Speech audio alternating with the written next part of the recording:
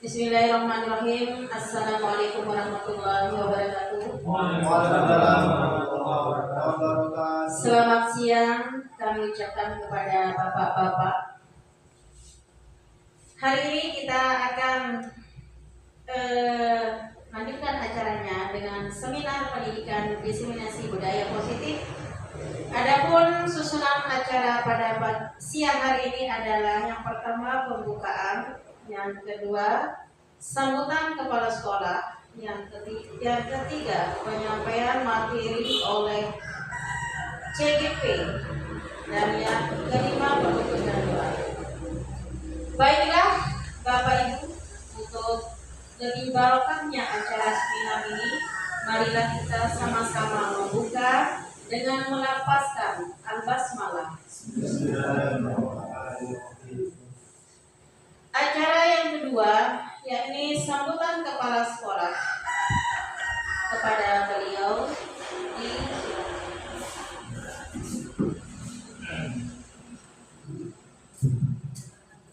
Terima kasih saya ucapkan kepada moderator yang saya hormati Bapak Ibu Guru SDN 1 Yatmaya, yang saya banggakan juga salah satu rekan kita Bapak Muhammad Hayubi, CGP Angkatan 11 Kabupaten Lombok Barat, yang telah berinisiatif melakukan kegiatan seminar pendidikan diseminasi budaya positif.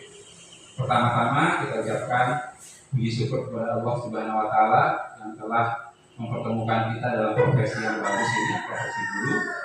Salam dan salawat selalu tercurahkan kepada Nabi kita Nabi Muhammad SAW. Teman-teman yang saya hormati, kegiatan kali ini sangat bagus sekali, diseminasi budaya positif, karena esensi dari pendidikan adalah pembiasaan, ya.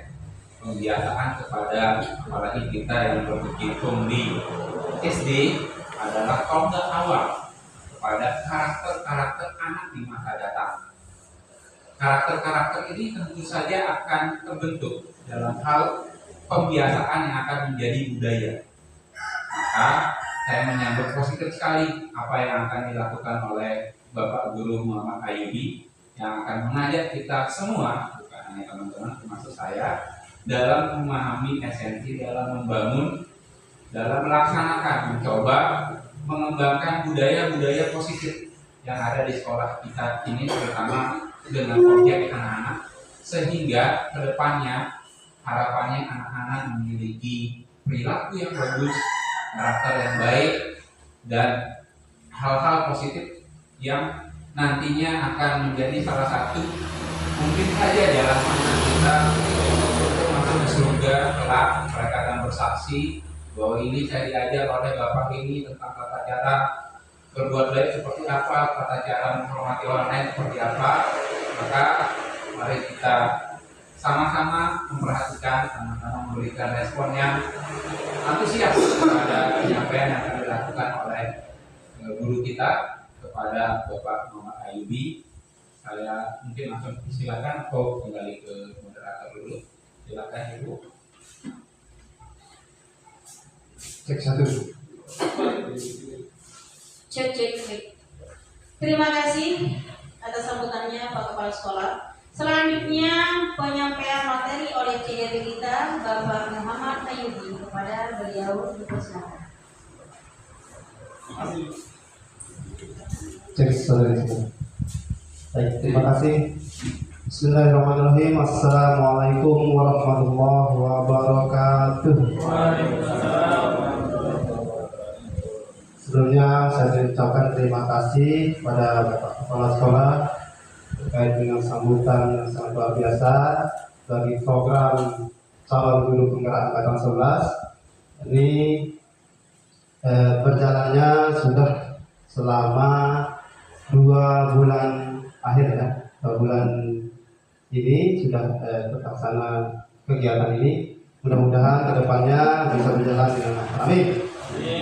Baik, pertama-tama marilah kita ucapkan puji syukur kehadirat Allah Subhanahu wa Ta'ala yang telah memberikan kita waktu dan kesempatan sehingga kita dapat sama-sama berkumpul di tempat yang sederhana ini dengan ucapan alhamdulillah.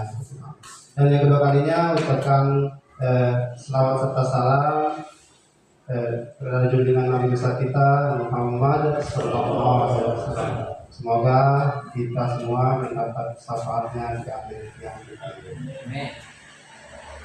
Baik teman-teman, sebelum saya ke materinya, saya teringat dengan satu kalimat ini yang menjadi motivasi saya sebagai menjalani hidup. Salah satunya adalah jangan pernah melihat siapa yang bicara, lihatlah apa yang dibicarakan. Jangan pernah melihat siapa yang bicara, lihatlah apa yang dibicarakan. Artinya walaupun dari kalangan orang-orang biasa yang bicara, kalau yang dibicarakan itu sangat positif, amatilah kita ambil yang manfaatnya. Baik teman-teman, lihat.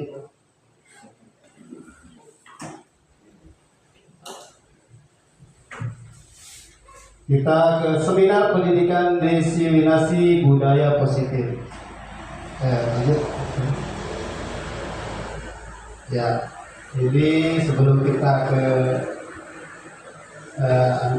pembahasannya, kita ice breaking dulu.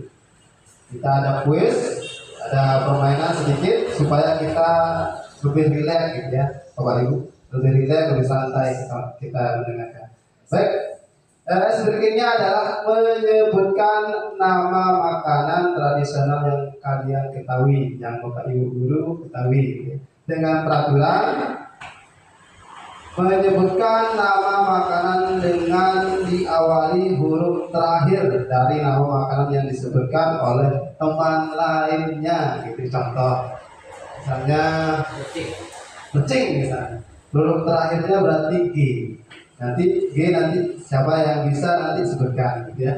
Nama makanan tradisional, entah itu makanan atau kue juga boleh, kue yang penting makanan, gitu ya. Gitu ya. Kita mulai dari saya atau dari Bapak Ibu guru atau dari kepala sekolah? Baik. Yang saya sebutkan cerorot itu nama makanan. Sekarang yang huruf akhirnya T, siapa yang? Tahu isi. Tahu isi, luar biasa. Pak Hairi tahu isi, tahu isi. I. Ibu Mesti, makanan tradisional. Aku. Saya Iwal. Dari mana Iwal? Iwal ya. Berarti setelah Iwal L. Lelabi. Lontong. Labi. Serabi lah. Masa labi? Ada yang makanan namanya labi. Lelabi. Serabi. Serabi S itu Pak dulu. Lontong. G. Monggo Pak baru. G. goreng.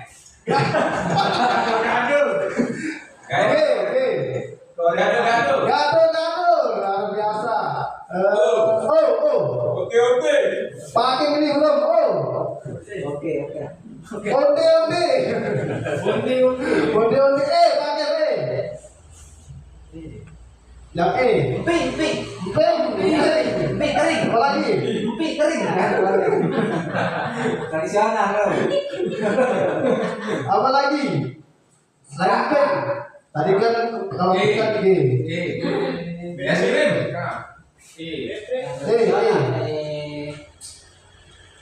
Pink. Apa lagi? Selain pink. Supaya tidak salah. Enoki. Tradisional. Sudah ya, kita deh. Es mango. Es mampu minuman. Sebelum ke pembukaan, izinkan untuk es breaking yang kedua ya, boleh ya, supaya lebih enak. Ada es breaking satu lagi, supaya lebih santai, relax.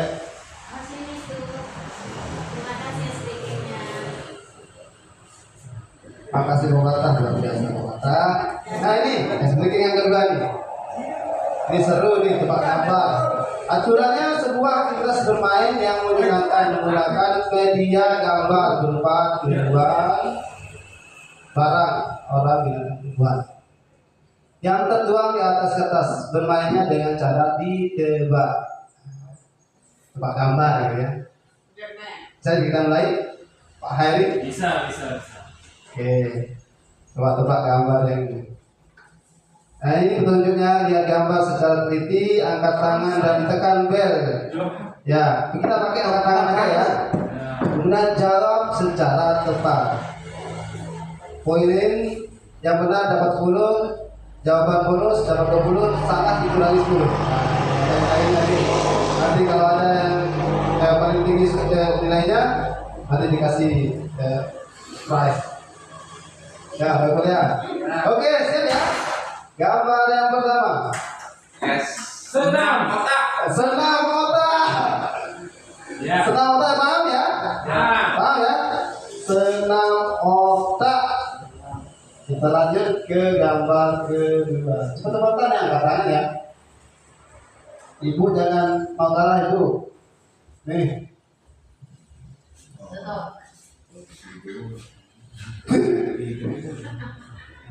Ayo panggil Polisi tidur. luar biasa, polisi tidur. Ayo panggil, ini masih ragu-ragu. belum tahu aturan mainnya, panggil ya. Sudah tahu Sudah tahu tapi belum bisa tebak gitu ya. Silakan dulu panggil. Terima kasih. Lanjut ke gambar yang ketiga. Nah, Patah. kira-kira ini apa ini? Apa yang bisa tebak? Wanita kaum realistis. Cewek 18 tahun ke atas. Nah, Bues, Buat belanja. Buat belanja. super. Ibu superhero. Ini kan superhero, terus ini supermarket. Luar biasa, Pak. Apa tak? Nah, lanjut ke gambar yang keempat. Sate kambing. Gambar kelima. Jalan. Ada orang lagi jalan, kemudian ada jalan lain. Jalan tengah. Jalan tengah. Ini ada tulisan tengah. Ada budelnya. Oh iya. Ayo Pak Musa. Nah. Satu sus. Sate usus. Cepat itu. Pepatah luar biasa. Nah nih. Sama dengan U. Jalan sate. Nah, satu. Satu jalan. Satu arah. Satu jalan. Nah nih. Poinnya 20 ini. Balon warna hijau. Lampu warna hijau. Langsung Warna berdua. hijau. Ya, lampu warna hijau. Luar biasa. Nih. Ayo siapa yang bisa nebak? Coret N. Iya. Ada yang tahu? Siapa? Tahu dulu. Agak. Mobil. Belum aku keluar. Agak. Cetaga. Coret agak. Coret aja. Coret N. Nyerah nih. Nah, Mobil butut. Ini kan ekor butut. Iya. Mobil butut. Nah, mata lah. Nah, bukan Senin sampai Sabtu. Minggu. Pasar Minggu. Diam-diam ternyata dia menyimak. Pasar Minggu. Nah, Jatuh. dilihat jatuh. Harta karun. Peta harta karun. Nih, Bank mandiri. Poligami enggak? Jadi mandiri. Bank mandiri. Bank Bank mandiri. mandiri. Betul. Nih, soal terakhir tuh. 500 poin. Mata hati. Mata hati. Jantung nggak? Demikian ya untuk SPP kalian. Makasih, ternyata yang paling tinggi nilainya patah. Kita kembali ke materinya. Silakan Bapak Ibu sambil menikmati data yang ada.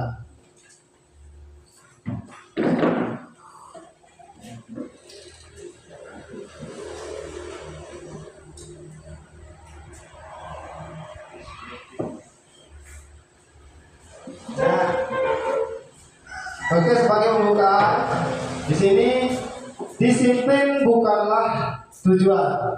Disiplin adalah alat. Alat agar anak dapat mencapai tujuan yang lebih besar, yaitu menjadi manusia yang mandiri. Manusia mandiri adalah manusia merdeka. Ternyata kalau mau merdeka mesti hidup mandiri. Untuk mandiri tentunya dibutuhkan kedisiplinan. Kira-kira Pak, saya mau tanya sama Bapak Ibu guru nih, kira-kira kita udah merdeka belum rasanya? Sudah dong. Alasannya? Alasannya sudah merdeka dari penjajahan pertama. Yang kedua, Sudah bebas dari penjajah. dari segi ekonomi merdeka, insya Allah. Iya. Yang ketiga, karena kita pertama. Belum merdeka selama masih di terposisi kalau lama pulang. Durhaka gitu. Jadi kalau saya pribadi saya gitu ya, saya belum merasa merdeka. Karena kenapa? Karena belum bisa menerapkan budaya positif itu. Ya, disiplin dalam berperilaku. Contoh, misalkan kita mau ke kantor masih takut dengan atasan, alasannya bahwa kita mau datang cepat-cepat supaya tidak dimarahi atasan, berarti itu tidak merdeka karena tidak dari diri sendiri. Kalau sudah dari diri sendiri kita berkeyakinan bahwa kita harus datang tepat waktu, itu baru dinamakan merdeka itu menurut saya. Lanjut ya. Nah, ini daftar pembahasan kali ini ada 6. Yang pertama adalah disiplin. Yang kedua, motivasi perilaku manusia. Yang ketiga, dihukum oleh penghargaan. Yang keempat, 5 kebutuhan dasar manusia. Yang kelima, 5 posisi kontrol. Yang keenam dan segitiga restitusi. Ada 6 pembahasan ini. Baik, sebelum kita ke pembahasan yang pertama, saya ingin menjelaskan terkait perubahan paradigma teori kontrol atau ilusi kontrol. Ada 4. Yang pertama adalah ilusi guru mengontrol murid. Nanti ada pembahasan di slide selanjutnya. Ilusi bahwa kritik dan membuat orang merasa bersalah dapat menguatkan karakter. Ilusi bahwa semua penguatan positif, efektif, dan bermanfaat. Ilusi bahwa orang dewasa memiliki hak untuk memaksa. Mari kita bahas satu persatu. Nah, ilusi guru dapat mengontrol murid. Ya. Kalau kita berpikiran bahwa kita sebagai guru dapat mengontrol murid, tapi dalam kenyataannya seperti ini. Murid mempunyai hak untuk memilih. Ya. Kemudian guru tidak bisa memaksa kehendak kepada murid. Yang selanjutnya, guru tidak punya kontrol penuh terhadap murid. Gitu ya. Artinya bahwa murid diberikan kebebasan untuk masa depannya. Bapak dan Ibu ya. Kita tidak bisa memaksakan, oh kamu Andre, awal jadi pemain sepak bola, tapi anaknya yang kurang suka terhadap sepak bola, sebagai guru tidak boleh memaksakan. Gitu ya. Kemudian ilusi yang selanjutnya, kritik dan membuat orang merasa bersalah bisa menguatkan orang tersebut. Ini kan pola pemikiran kita selama ini. Tapi dalam kenyataannya, menyalahkan murid dan membuat kritik tidak menguatkan, tetap melemahkan. Gitu ya. Kemudian murid mempunyai persepsi negatif dan akan dirinya. Adanya krisis identitas atau identitas gagal pada murid. Nah, jadi kita sebagai seorang guru ketika ada siswa yang melakukan perbuatan yang kurang mengenakan dan melanggar aturan, ataupun tugas tidak dikerjakan misalkan, kita tidak perlu harus mengkritik yang terlalu berlebihan, ya, karena kenyataannya dapat melemahkan diri siswa. Sambil ngopi tidak apa-apa ya. Lanjut ke ilusi yang ketiga. Semua bujukan penguatan positif, efektif dan bermanfaat. Itu pemikiran kita sebelumnya ya. Tapi dalam kenyataannya bujukan adalah salah satu bentuk kontrol. Kita membujuk murid untuk suka main bola, kita mengontrol, nanti kita mengontrol murid. Kemudian murid mempunyai hak untuk menolak bujukan kita. Jangan disalahkan ya. Setiap murid punya hak atas apa yang mereka sukai. Kita tidak berhak untuk mengontrol mereka. Kemudian murid bisa tergantung pada pendapat dan bujukan kita. Ini akhirnya ketika kita selalu mengontrol murid, nanti lama-lama murid itu bisa tergantung kepada kita. Itu ya maksudnya. Kemudian ilusi yang terakhir, orang dewasa punya hak untuk memaksa. Berat. Orang dewasa punya hak untuk memaksa. Orang dewasa tidak bisa mengontrol murid. Perilaku memaksa tidak akan efektif pada jangka waktu yang lama. Murid dapat memberontak sewaktu-waktu. Kemudian memaksakan kehendak hanya akan menyebabkan permusuhan antara murid dan guru. Ini ilusi kontrol yang sangat berbahaya bagi pendidikan anak kita. Sekarang kita merubah paradigma kita sebagai guru bahwa murid itu jangan pernah dipaksakan. Ya. Mereka punya hak untuk apa yang mereka suka, apa yang mereka minati, apa yang mereka menjadi harapan cita-citanya. Selama positif. Perilaku memaksa tidak akan efektif pada jangka waktu yang lama. Murid dapat memberontak sewaktu-waktu. Mungkin di jenjang SD mungkin masih agak labil gitu ya. Kalau sudah SMP SMA itu agak udah bisa melawan gitu ya.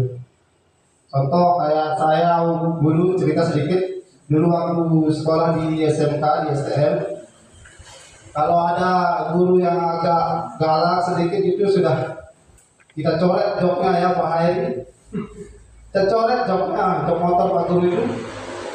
Kalau kita tidak dituruti, kemudian ada hal-hal yang tidak enak, kita kompesin.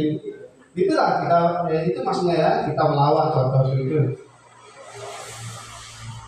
Oke, gitu ya, ilusi kontrol yang sering kita lakukan selama ini, tapi dalam kenyataannya itu kurang baik. Nah, coba kita sekarang sama-sama pikirkan, mengulas kembali terkait kegiatan ini. Kegiatan,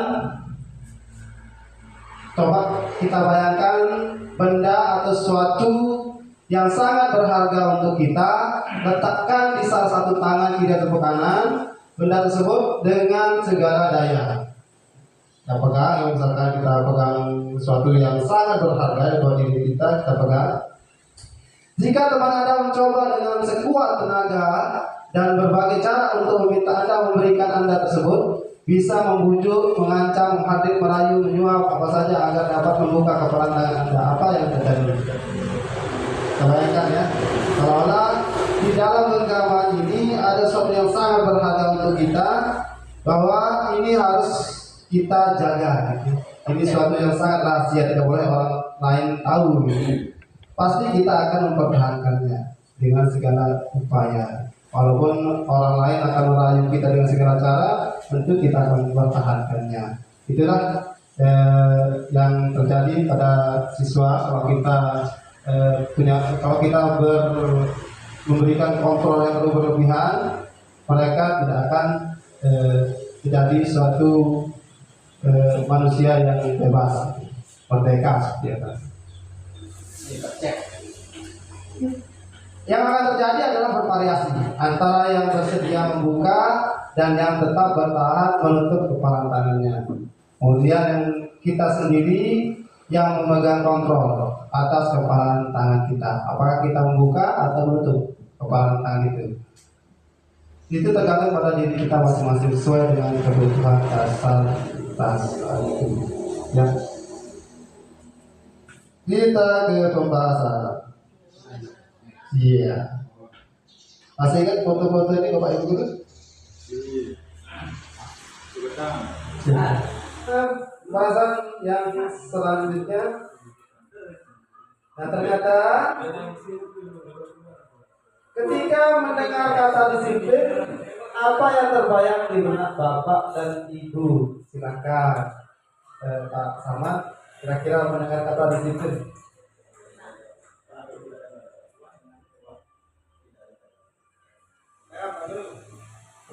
Apa yang tersirat di pemikiran Bapak ketika mendengar kata disiplin?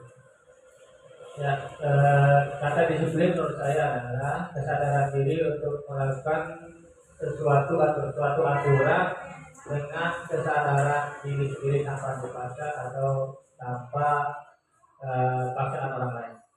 Boleh tepuk tangan ya, Bapak Ibu. Terima kasih Pak Hakim. Luar biasa bahwa kalau kita mendengar apa yang jadi jawaban Pak Guru Muhakim tadi, beliau sudah bisa disiplin dari dalam diri ya, disiplin internal, sehingga beliau tidak perlu ada aturan yang mengikat. Beliau sudah bisa mematuhi apa yang menjadi kebiasaan setiap harinya gitu. Kebanyakan orang akan menghubungkan kata disiplin dengan tata tertib, peraturan, kepatuhan. Apakah Anda setuju? Kalau setuju mengapa dan kalau tidak mengapa? Tadi Pak Hakim sudah menjawab. Alhamdulillah bahwa beliau sudah menunjukkan disiplin yang sangat luar biasa. Lanjut. Belajar tentang disiplin positif tidak harus dengan memberi hukuman. Justru itu adalah salah satu alternatif terakhir dan kalau perlu tidak digunakan sama sekali.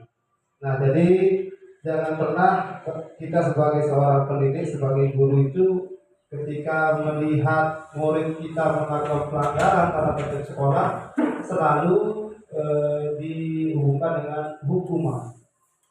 Misalkan seperti itu. Bayu, kamu terlambat terus. Berdiri, hormat bendera sampai pulang. Nah, itu jenis hukuman. Jadi tidak pendidik sebenarnya itu Bapak dan Ibu guru. Ya, itu salah satu contohnya.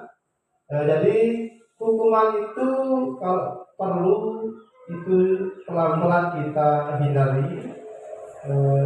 Kalaupun tidak bisa memungkinkan, ini alternatif terakhir yang kita gunakan terkait dengan hukuman. Ya, bisa dipahami ya Bapak dan Ibu guru terkait disiplin positif. Lanjut. Nah ini pernyataan Ki Hajar Dewantara, Bapak pendidikan kita Ki Hajar Dewantara menyatakan bahwa di mana ada kemerdekaan, disitulah harus ada disiplin yang kuat. Ya, kalau kita mau merasa diri kita sudah merdeka, tentu kita melihat diri kita dulu disiplin tak dalam melakukan kegiatan sehari-hari kita. Nah, kalau sudah disiplin, disiplinnya dari mana? Disiplin eksternal atau internal? Ya, yang paling baik itu disiplin dari dalam diri kita. Ya, yang benar nanti kita diiming-imingi dengan jabatan, kita berlaku dengan positif. Jadi kita berlaku disiplin. Ya, kita harus mulai dari dalam diri kita.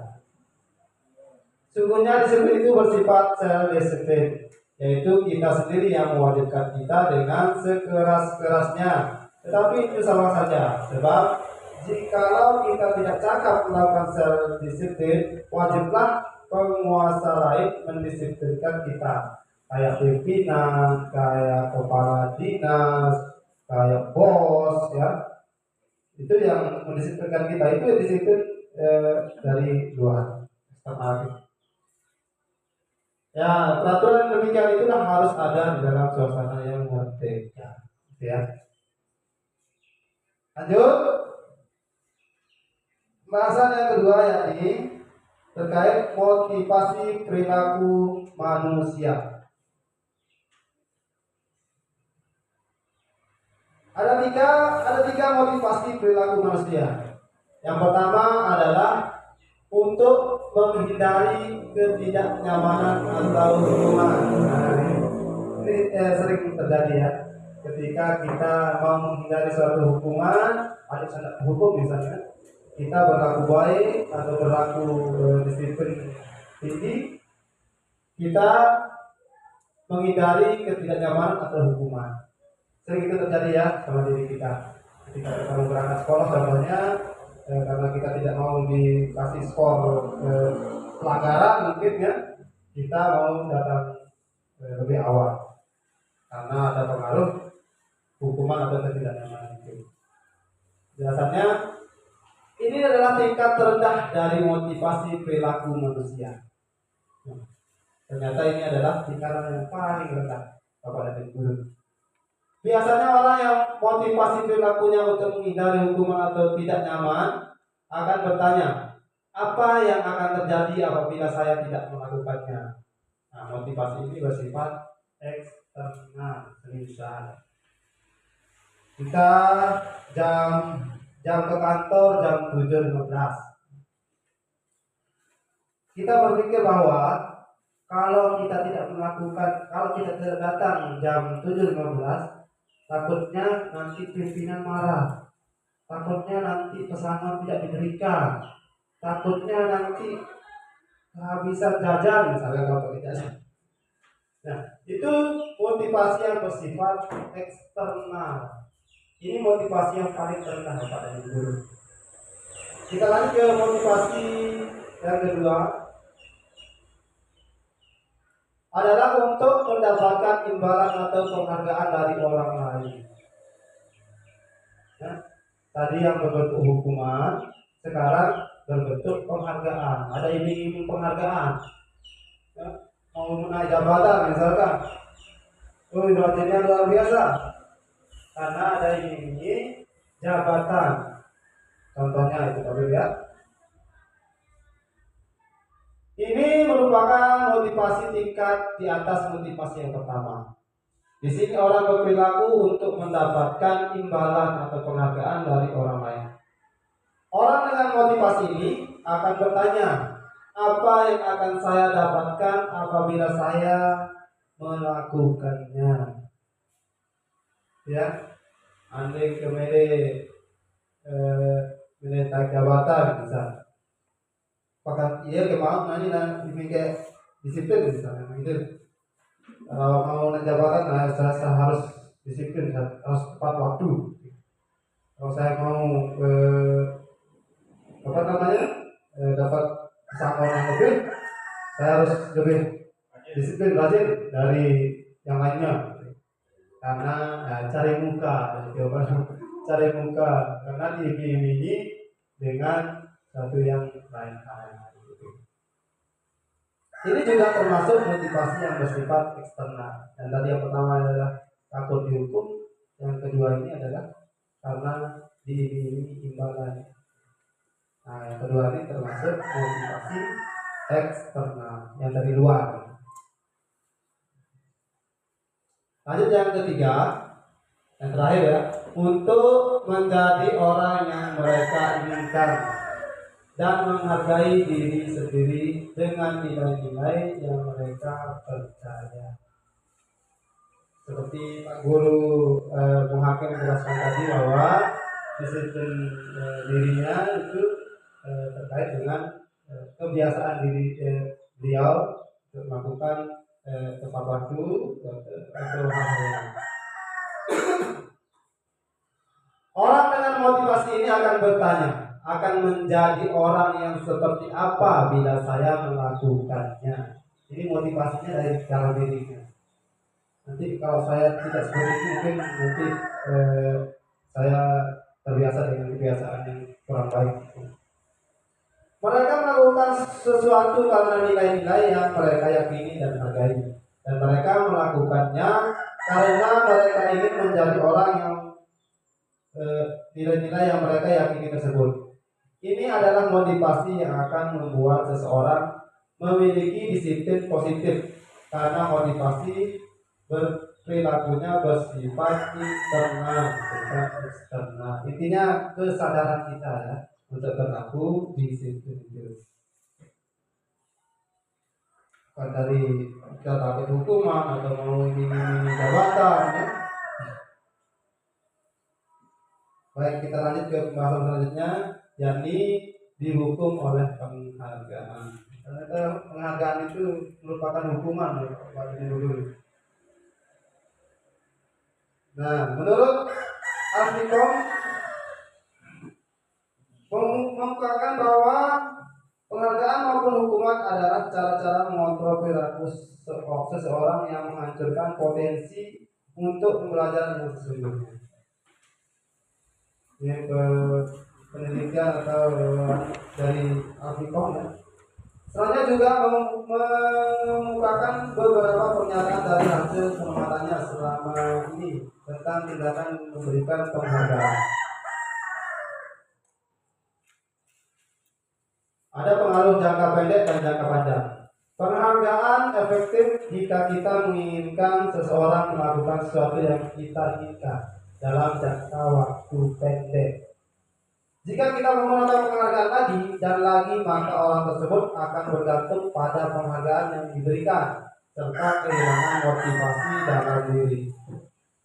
Itu ya bahayanya ya ketika kita selalu memberikan penghargaan pada peserta didik, katakan hadiah atau apa ya, itu ternyata bersifat sementara dalam jangka waktu yang pendek. Ya. Ya, bayangkan aja kalau kita tidak memberikan suatu hadiah atau penghargaan pada peserta didik ketika kita menyuruh mereka berkelakuan yang baik, itu mungkin masih tergantung pada diri kita ya.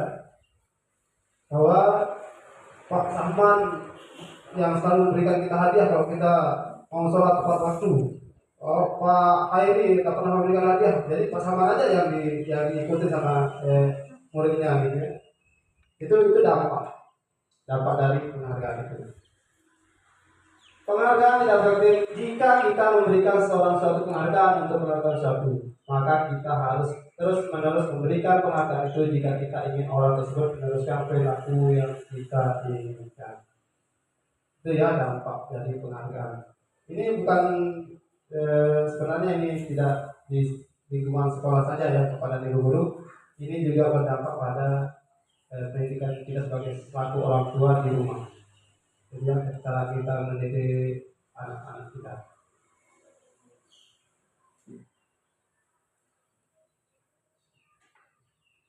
Ternyata penghargaan merusak hubungan. Ketika seorang diberi penghargaan atau dipuji di depan orang banyak, maka yang lain akan merasa iri. Oh, ternyata Pak Guru hanya memberikan penghargaan pada Ari. Saya tidak pernah diberikan penghargaan, mereka ya cuek jadinya, ya cuek jadinya anak tersebut, iri dia sama bisa-bisa nanti temannya yang sering dikasih penghargaan oleh bapak gurunya tak mau temenin. Nanti kita bilang pilih kasih. Seperti katanya Pak Guru, pilih kasih Pak Guru ini. Diajak yang dikasih permen, kita pakai permen. Karena dikasih, jadi dia dendam lama-lama ya. Dendam teman itu sama temannya sendiri. Itu ya. Mereka yang percaya bahwa mereka tidak memiliki kesempatan untuk mendapatkan penghargaan akan berhenti mencoba. Motivasinya akan berhenti ketika mereka disuruh, katakanlah contoh, disuruh menghafal kalian 1 sampai 10. Nanti yang sudah bisa dapat hadiah. Jadi setelah salah satu dari muridnya tersebut mendapatkan atau menghafal perkalian tersebut sudah bisa, kita memberikan penghargaan, motivasi untuk yang lain itu terhenti, sudah tidak ada semangatnya lagi. Itu pengaruh dari penghargaan Bapak dan Ibu. Kalau bisa dihindari. Kemudian penghargaan menurunkan kualitas. Seorang yang biasanya sering mendapatkan penghargaan cenderung menggampangkan segalanya, dan yang belum mendapatkan penghargaan akan terus sangat semangat untuk berkarya. Gitu. Terima kasih.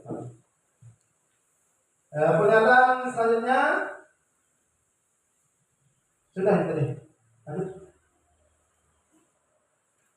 Saat seorang anak belajar untuk pertama kali menggabungkan huruf-huruf dan kata-kata serta menyadari bahwa ia dapat membaca, timbul pijar di matanya dan sebuah senyuman di wajahnya. Anak tersebut begitu gembira bahwa ia telah mempelajari dan menguasai suatu keterampilan baru. Kesadaran akan kemampuannya bahwa dia sudah dapat membaca sungguhnya sudah merupakan sebuah penghargaan. Motivasi dalam diri itu luar biasa sekali, intrinsik itu ya, atau internal. Dia sudah merasa puas dalam dirinya bahwa dia sudah belajar berusaha dengan sendirinya tanpa ada iming-iming diberikan imbalan atau hadiah.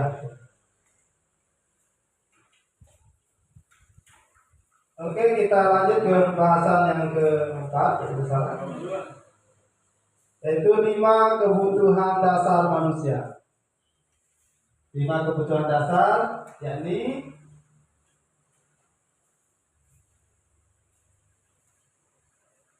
yang pertama adalah kebutuhan untuk bertahan hidup.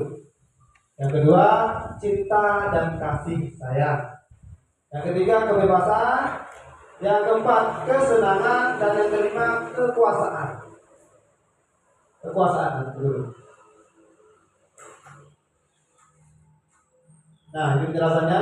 Kebutuhan bertahan hidup merupakan kebutuhan yang bersifat fisiologis untuk bertahan hidup. Misalnya kesehatan, kemudian rumah, dan makanan sehari-hari yang kita kelola ya di rumah.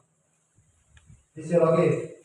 Kemudian kebutuhan kasih sayang dan merasa diterima. Ya, ini salah satu juga kebutuhan dari manusia.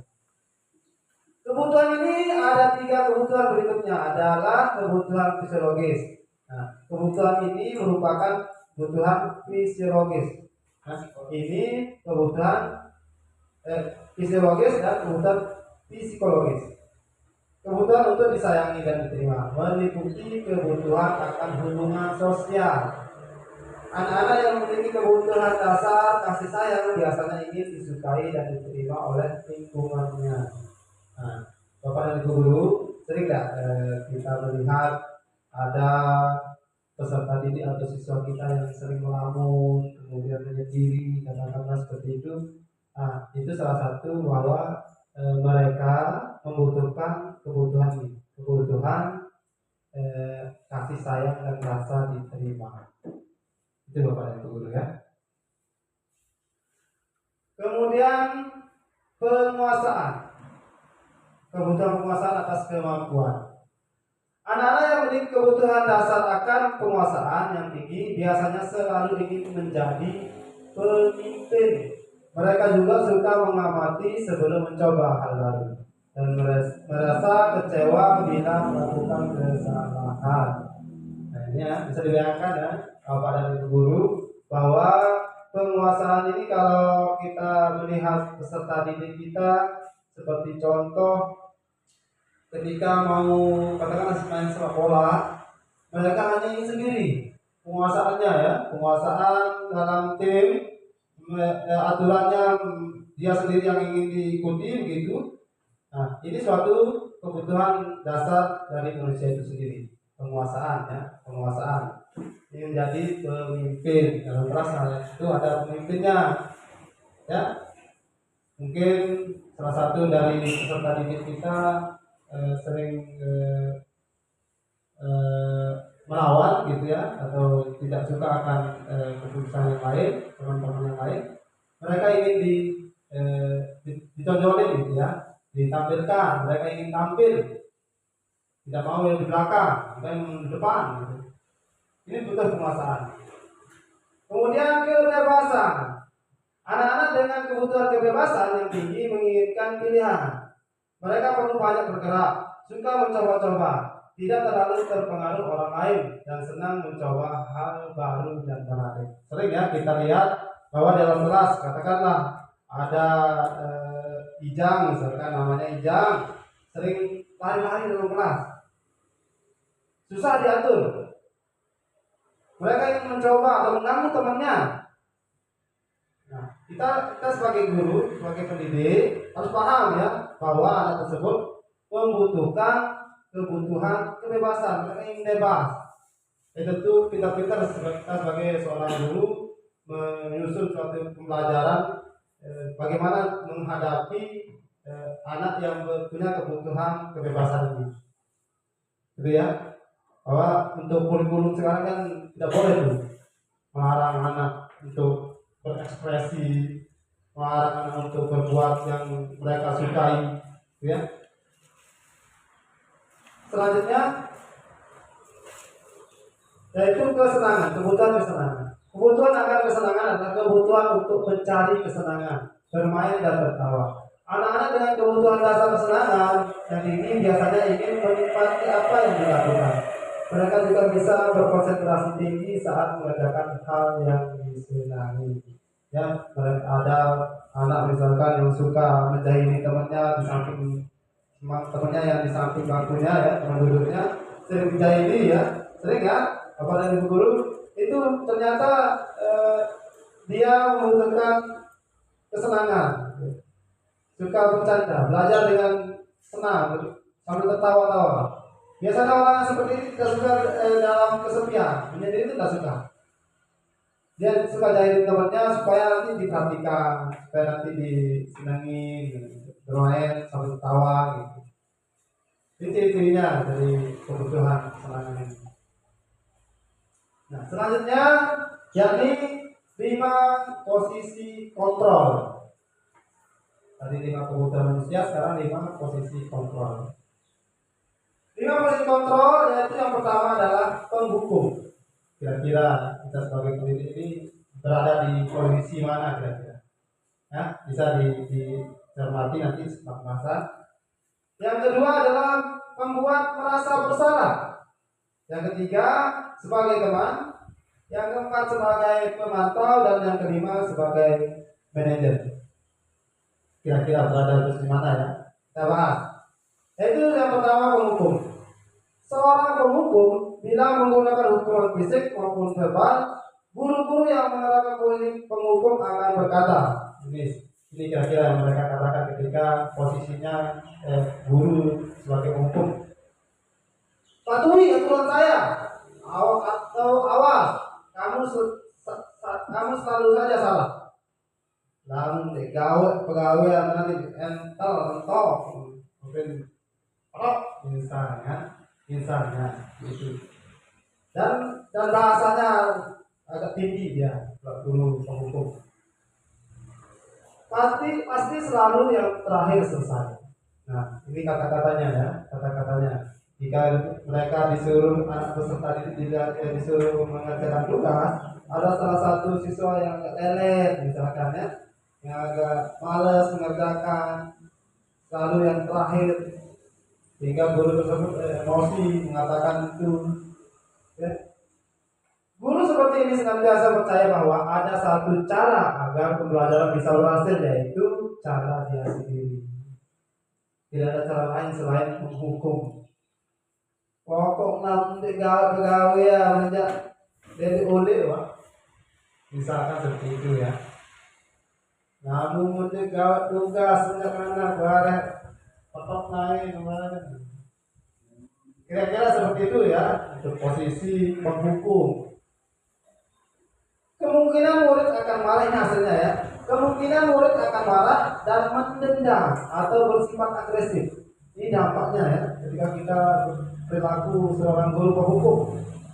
Bisa jadi sesudah kembali duduk, murid tersebut akan mencoret-coret bukunya. Dia emosi ya. Atau meja tulisnya. Lebih buruk lagi, sepulang sekolah, murid melihat motor atau mobil bapak ibu guru akan menggores kendaraan tersebut dengan paku. Nah, ganti itu. Pengalaman saya waktu SMK. Betul sekali ternyata. Bapak ibu guru. Kuatan tempuk si bapak ibu guru jabaran awas loh. Nanti kapan motor jabaran. Akan jauh motor cirat naik. Waktu SMK. Itulah yang dampak yang negatif yang akan dialami siswa. Kemudian pembuat merasa bersalah. Pada posisi ini biasanya guru akan bersuara lebih lembut. Pembuat rasa bersalah akan menggunakan keheningan yang membuat orang lain merasa tidak nyaman, bersalah atau rendah diri. Kata-kata yang keluar dengan lembut akan seperti ini. Ibu sangat kecewa sekali dengan kamu. Ibu sangat kecewa sekali dengan kamu. Tapi soalnya lembut ya. Berapa kali bapak harus memberitahu kamu ya? Gimana coba kalau orang tua kamu tahu kamu berbuat begini? Di posisi ini murid akan memiliki penilaian diri yang buruk tentang diri mereka. Murid merasa tidak dihargai dan telah mengecewakan orang-orang disayanginya. Ketika guru mengatakan hal yang seperti itu, murid akan merasa bersalah sendiri ya. Hasilnya murid akan merasa bersalah telah mengecewakan ibu dan bapak ibu gurunya. Murid akan merasa menjadi orang yang gagal dan tidak sanggup membahagiakan orang lain. Kadang-kala sikap seperti ini lebih berbahaya dari sikap penghukum karena emosi akan tertanam rapat di dalam murid. Nah, luar biasa ya dampaknya, karena mereka sangat merasa bersalah pada orang-orang yang disayangi. Mereka jadi pendiam, murung untuk di kamar ya. Lanjut ke teman, posisi teman. Posisi ini tidak akan menyakiti murid, namun akan tetap berupaya mengontrol murid melalui persuasi. Posisi teman pada guru bisa negatif ataupun positif. Kata-kata yang mungkin terlontar ya, mereka akan berkata, ayo bantulah demi bapak ya, dengan suara yang lembut gitu ya. Ayo ingat tidak bantuan bapak selama ini. Ya sudah, kali ini tidak apa-apa, nanti ibu bantu bereskan. Nah, sedikit-sedikit nanti kita yang nolongin, sedikit-sedikit kita yang ikut membantu. Ini tidak menjadi kurang mendidik. Nada suara ramah akan bercanda, bahasa tubuh merapat pada murid, mata dan senyum jenaka. Murid akan merasa senang dan akrab dengan guru. Ini termasuk dampak yang positif. Hanya saja dampak negatifnya seperti yang di awal tadi saya bilang. Beda ngajak guru doang murid. Sampai dia senang akrab dengan Pak Samad, nanti sama Pak Hairi nanti tidak mau dia. Kalau disuruh nyapu sama Pak Samad, jelas. Kalau sama Pak Hairi tidak mau dia, karena dia lebih nyaman sama Pak Samad. Itu dampaknya ya, terjadi pada peserta didik. Kemudian memantau. Pada saat kita mengawasi, kita bertanggung jawab atas perilaku orang-orang yang kita awasi. Pertanyaan yang diajukan seorang pemantau, apa yang telah kamu lakukan? Sanksi atau konsekuensi apa? Seorang pemantau sangat mengandalkan penghitungan catatan data yang dapat digunakan sebagai bukti atas perilaku seseorang. Perasaan murid kependudukan seperti ini hasilnya adalah murid memahami konsekuensi yang harus dijalankan karena telah melanggar salah satu peraturan sekolah atau peraturan kelas. Mungkin ya, kalau hubungan itu peraturan yang di sekolah yang kita sama-sama guru buat. Kalau peraturan kelas itu antara ya, antara murid dan guru tersebut, itu peraturan kelas. Jadi kalau kita membuat peraturan kelas, ada konsekuensi yang akan mereka lakukan. Itu contoh. Kemudian kita telah sepakati kesepakatan kelas bahwa kelas harus dalam keadaan bersih, tidak membuang,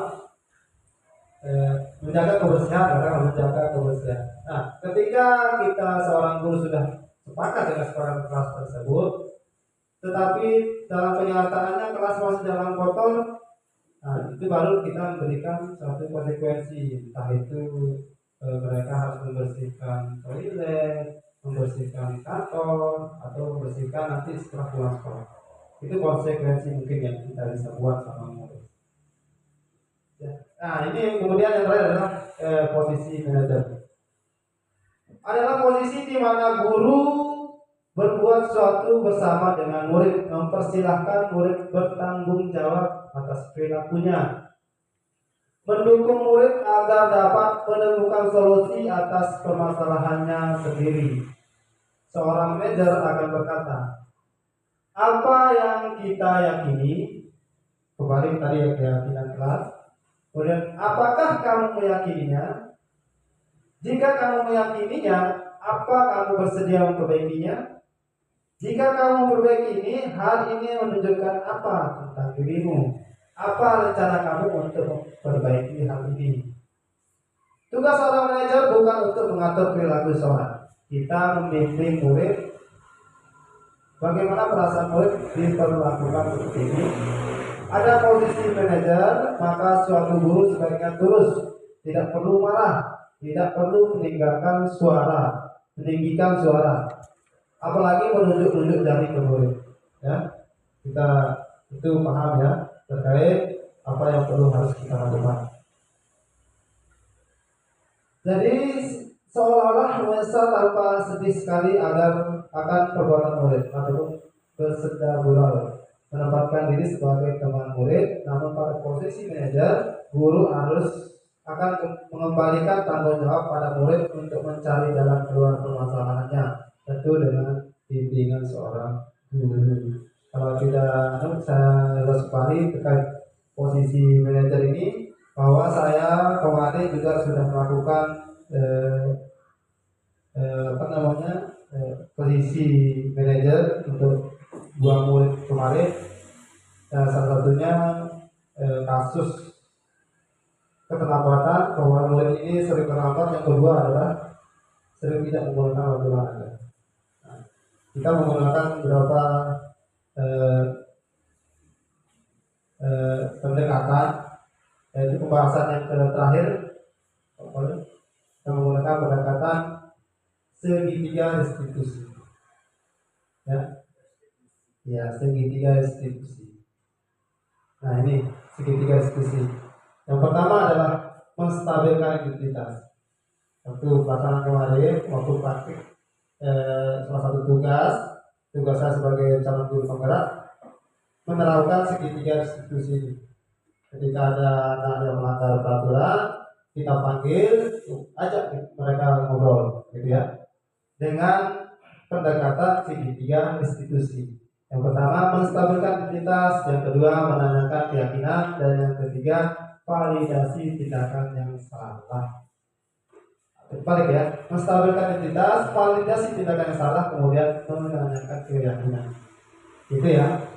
Lanjut.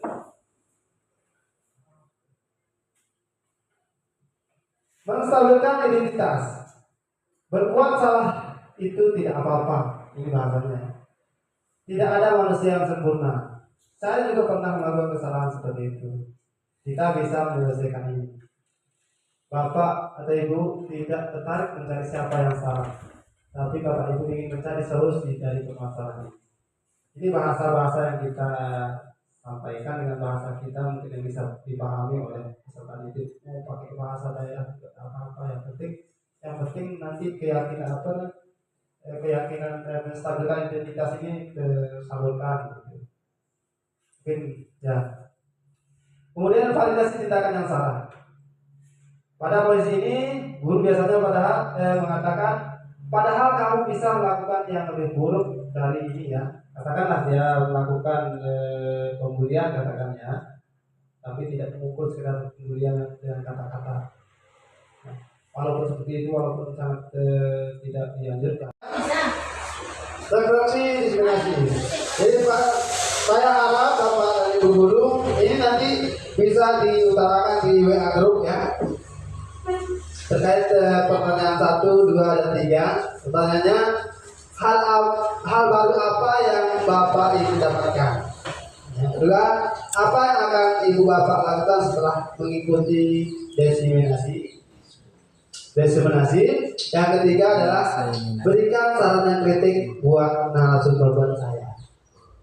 Bisa di grup WA.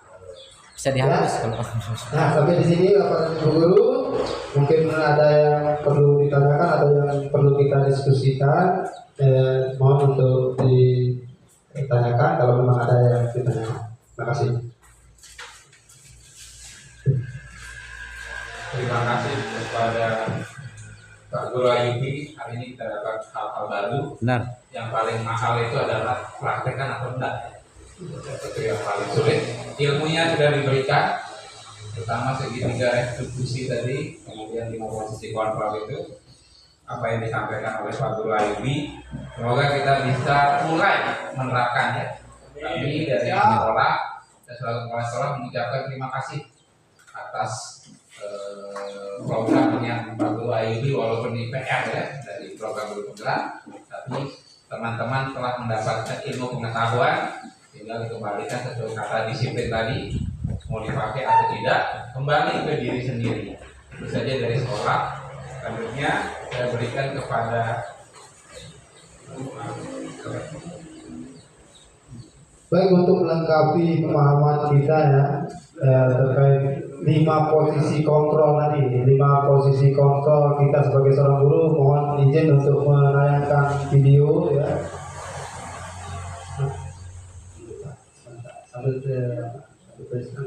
Nasi lah ya nasi.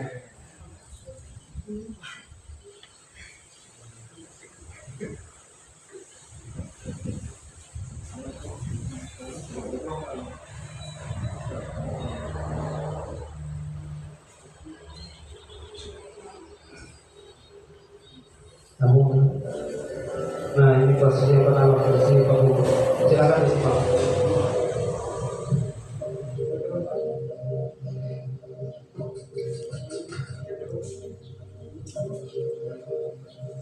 Naren, Posisi penghukum nih. sini kamu. Selamat pagi Bu. Selalu terlambat. Kamu deh, pasti terlambat. Maaf Bu, saya Apa? Apa coba? Alasan kamu apa lagi? Kapan sih kamu tidak terlambat? Nanti non ngerekam aja. Kalian kamu jadi anak. saya Dasar pemalas. Gak kapok-kapok sih kamu. Empat. Sudah berapa kali terlambat? Sana, kamu keliling lapangan basket 2 kali. kenapa saya harus ke lapangan basket Bu? Kenapa? Kamu melawan ibu. Berani-beraninya jawab. Sudah terlambat, masih berani jawab pula. Sekarang, keliling lapangan basket 5 kali sekalian.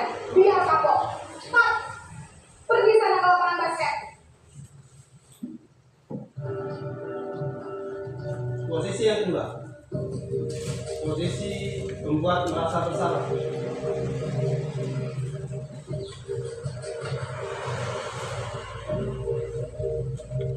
Naren,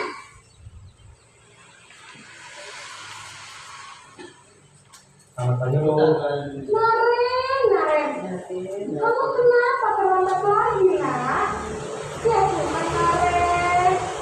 Kamu senang ya bikin ibu susah ya? Kalau kamu terlambat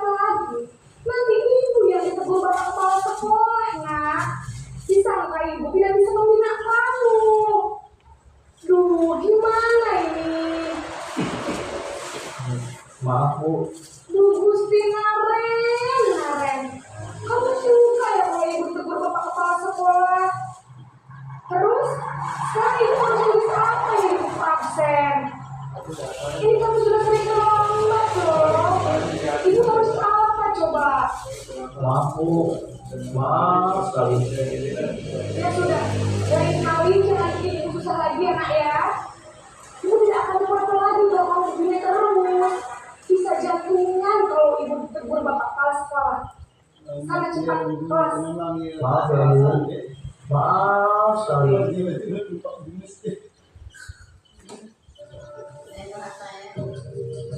Posisi kontrol berbagai teman.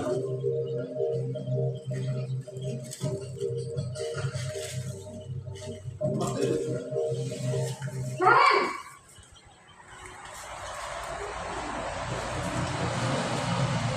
Ayo. wah sudah jam berapa ini nak? Terlambat lagi ya sayang.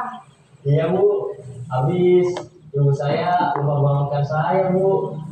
Kamu malah menyalahkan ibu kamu. Kamu bukannya anak yang larinya paling kencang. Kok terlambat sih?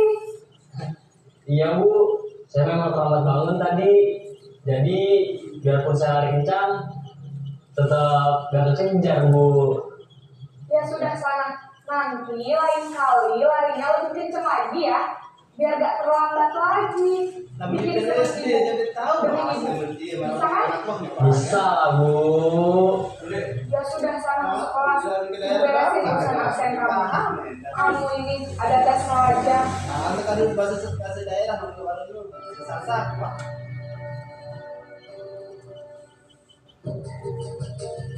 Lambat. Maaf, uang kawin malu. Makam telah. Bahasa daerah tadi. Tulis dulu.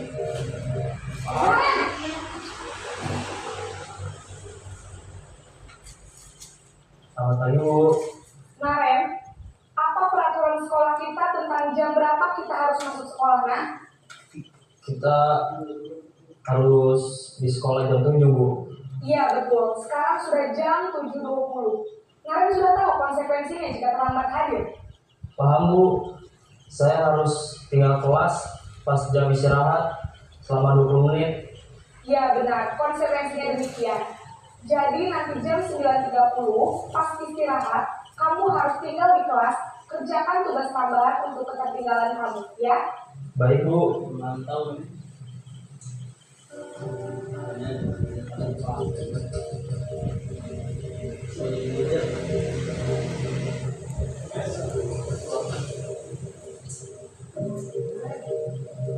Naren, Jangan yang isi kayak gini kuliah. Selamat pagi Bu. selamat pagi Naren.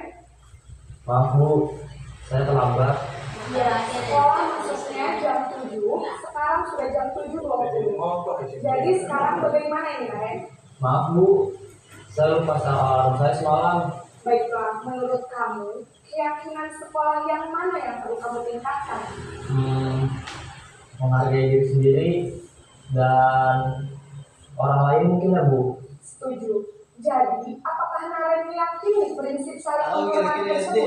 ya? Iya Bu, saya meyakininya. Apakah Naren bersedia Apa memperbaiki yang masalah bisa? keterlambatan ini?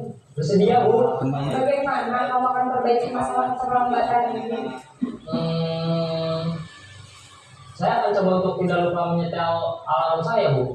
Baik, kalau Naren lupa menyetel alarm di rumah, ada orang yang kira-kira bisa bantu mengingatkan tidak?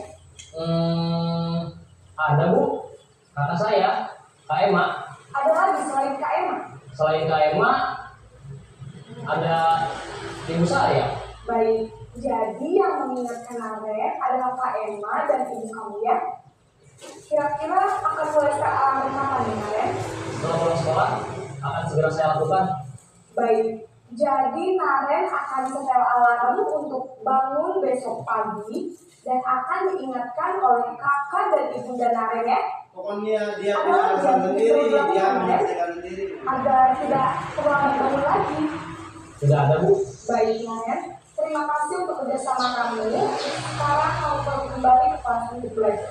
Baik Bu, terima kasih. Nah, bisa. Udah ditutup nih.